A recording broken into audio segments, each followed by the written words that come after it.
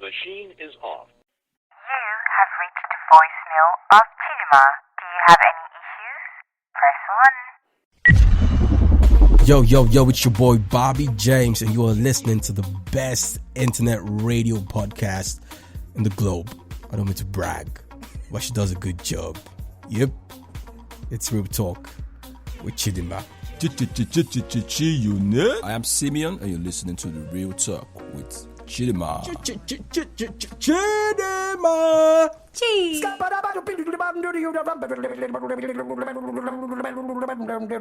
machine is off. 19 minutes to record.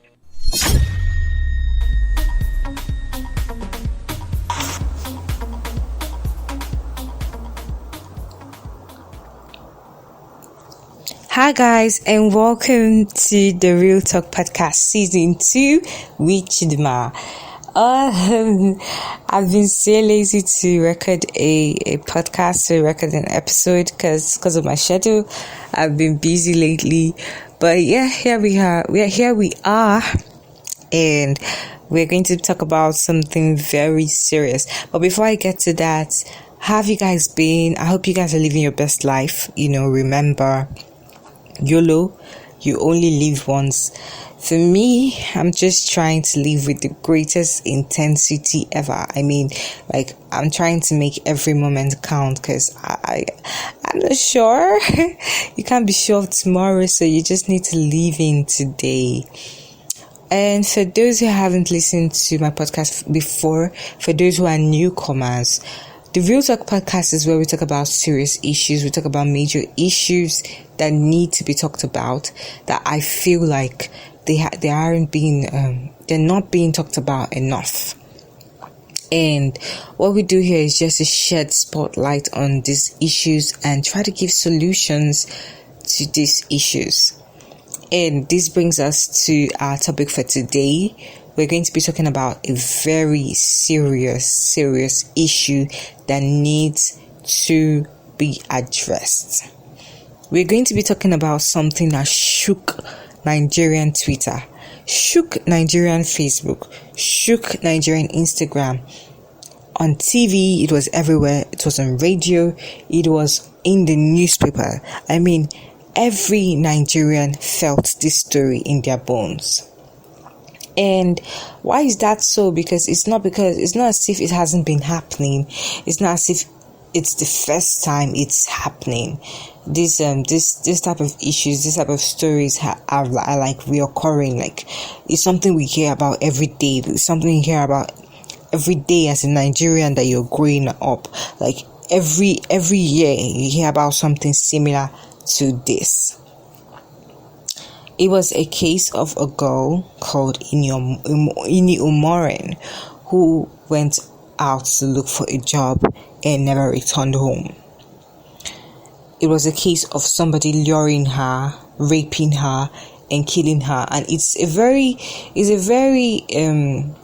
delicate topic because it could have been me, it could have been your sister, it could have been your cousin, it could have been your friend, your classmate, it could have been someone you know, because these things happen every day in Nigeria, and we just need to talk about it.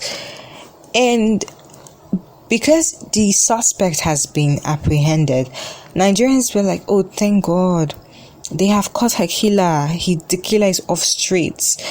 But now a journalist called David Hundeyin published an article for Newswire NGR, and has just uncovered and brought to the public's notice that the police is trying to cover up the case of Ini Umoren.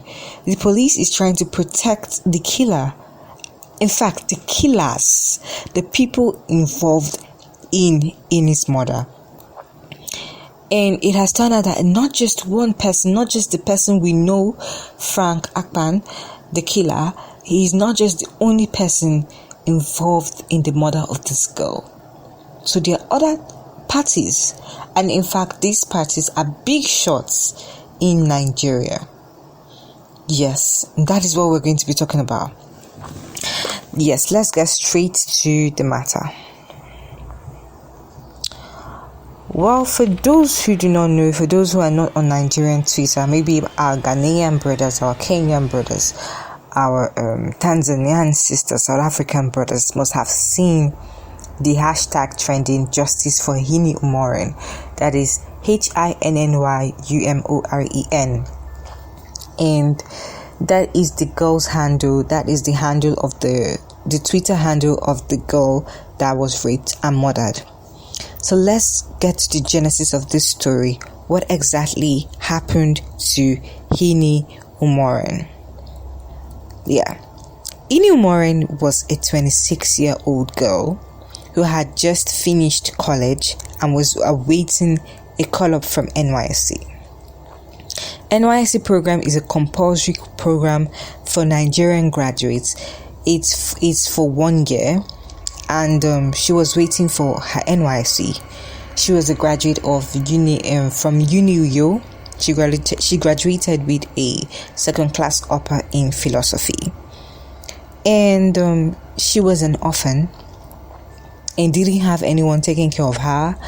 So basically, she has to fend for herself, and she needed a job.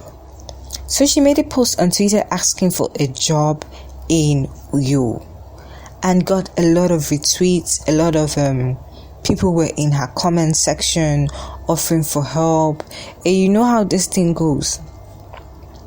Eventually, she got a request for an interview in Uyo, and she went. She told a close friend where she was going, the name of the said company, and even went as far as sharing the number of the person that asked her to come for the interview.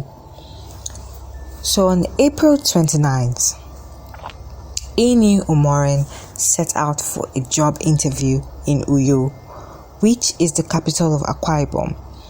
Akwa Ibom is a state in Nigeria, just like you have Lagos, you have Abuja, which are the very popular ones, just like you have Accra in Ghana, and you have Nairobi in Kenya.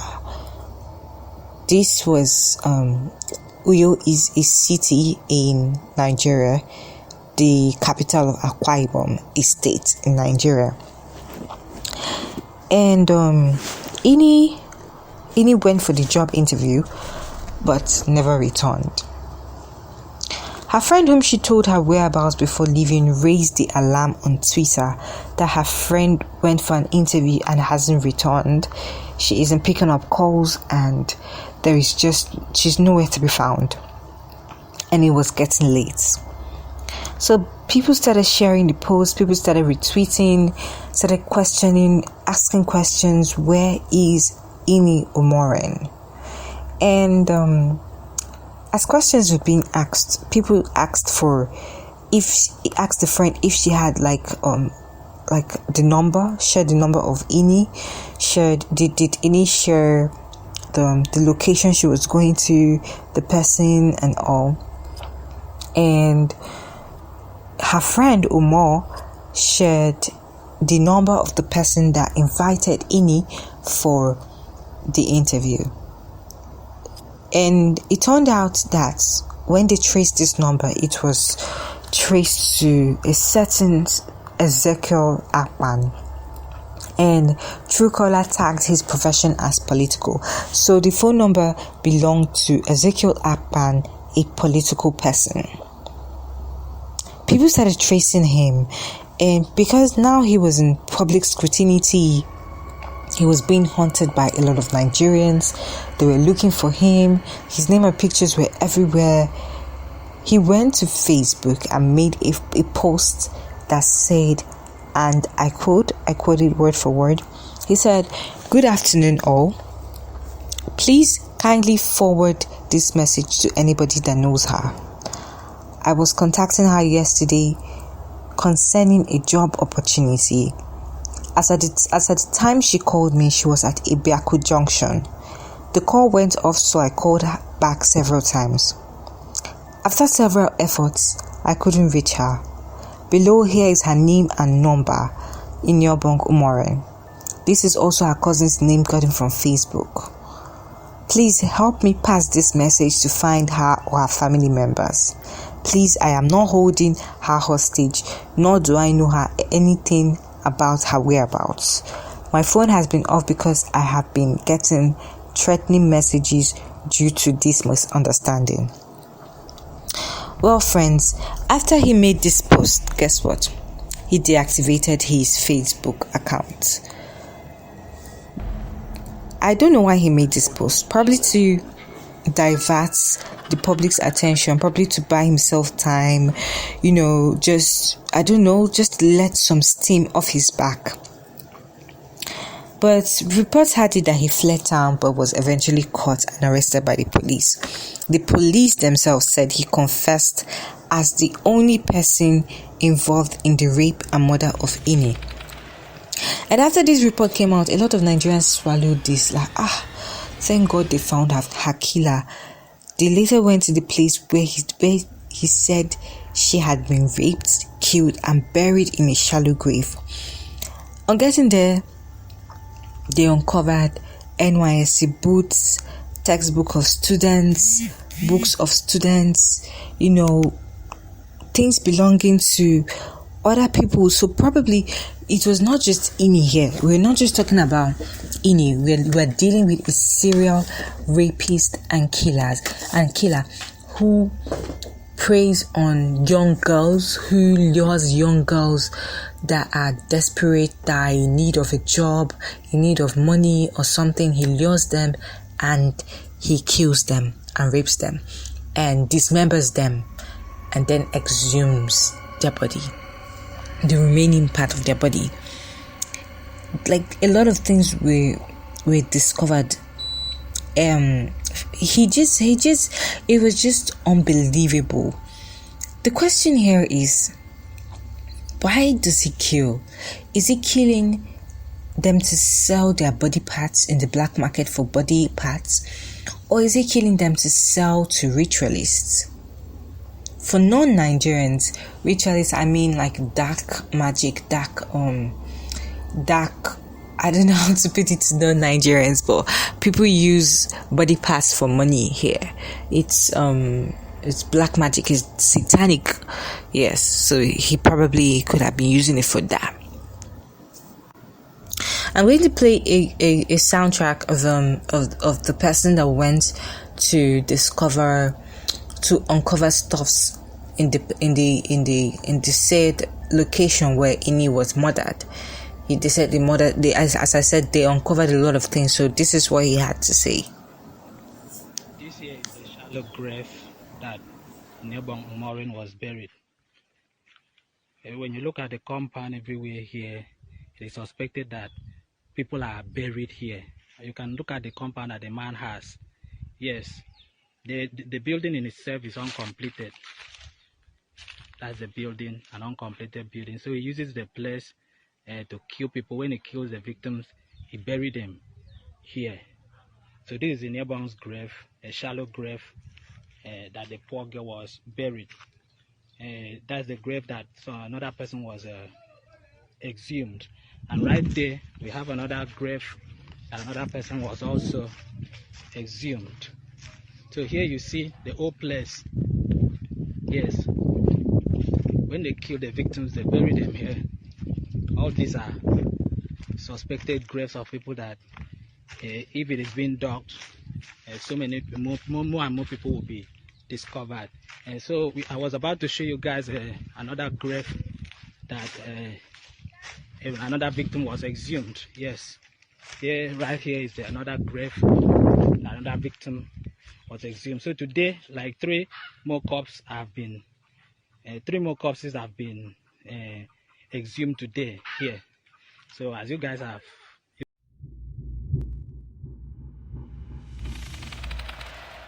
Well, as I said, that's to tell you that it wasn't just Hinny. Maybe this has been going on for so long, and finally the Frank Akpan, the killer, has been caught. But a journalist called David Hudain has published a story on Newswire and has uncovered a dirty foul play in the arrest of Frank Akpan.